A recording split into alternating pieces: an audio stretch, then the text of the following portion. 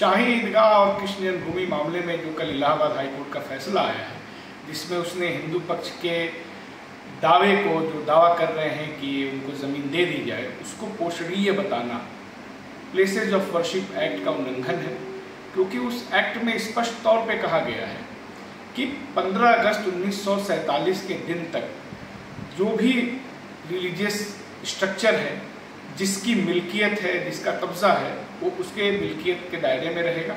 उसके कैरेक्टर में, चरित्र में कोई बदलाव नहीं हो सकता। दूसरी बात उसमें कही गई है कि उसको बदलने की कोशिश करने के लिए अगर कोई अपील कहीं दाखिल की जाती है तो ना तो किसी अथॉरिटी में, ना किसी ट्रिब्यूनल में, ना किसी कोर्ट में उसको स्वीकार भी किया जा सकता। लेकिन हम यहाँ देख रहे हैं कि लगातार इस तरह की चीज़ें हो रही हैं जहाँ निचली अदालतें इस कानून का उल्लंघन कर रही हैं और सुप्रीम कोर्ट उस पर चुप है। इससे स्पष्ट तौर पे ये संदेश जा रहा है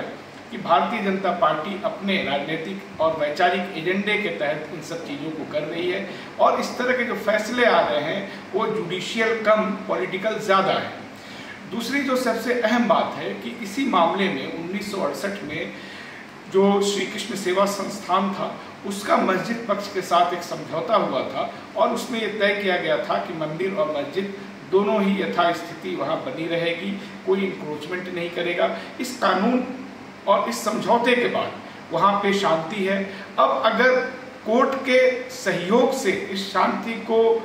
डिस्टर्ब किया जाता है तो इससे दुखद और क्या हो सकता है।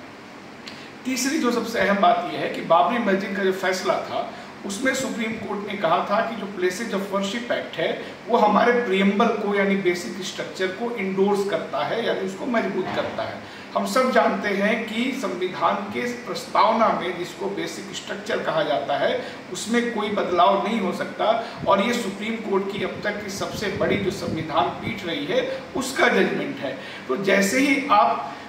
प्लेसेज ऑफ वर्शिप एक्ट को कमज़ोर करते हैं या उसकी अवहेलना करते हैं तो एक तरह से आप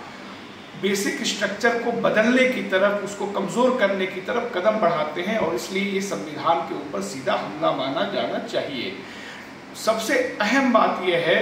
कि जब आप इस तरह की चीज़ करते हैं और जो सरकार सत्ता में है, जिसके लोग अगर राज्यसभा में 2-2 बार प्रस्ताव ला रहे हैं कि बेसिक स्ट्रक्चर को बदल दिया जाए, या उपराष्ट्रपति धनखड़ साहब इस बात को कहते हैं कि बेसिक स्ट्रक्चर को बदल दिया जाना चाहिए, वैसे समय में अगर इस तरह का कोई जजमेंट आता है तो उससे ये मैसेज जरूर जाएगा कि जो काम सरकार खुद नहीं करना चाहती है उसको अदालत के जरिए करवा रही है।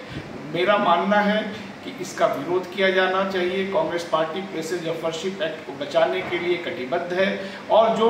इंडिया अलायंस के जो दूसरे पार्टनर्स हैं उनको भी इसमें शामिल होना चाहिए, क्योंकि जैसे ही बेसिक स्ट्रक्चर पे हमला होगा, उसको कमज़ोर किया जाएगा, वैसे ही आरक्षण समेत जो भी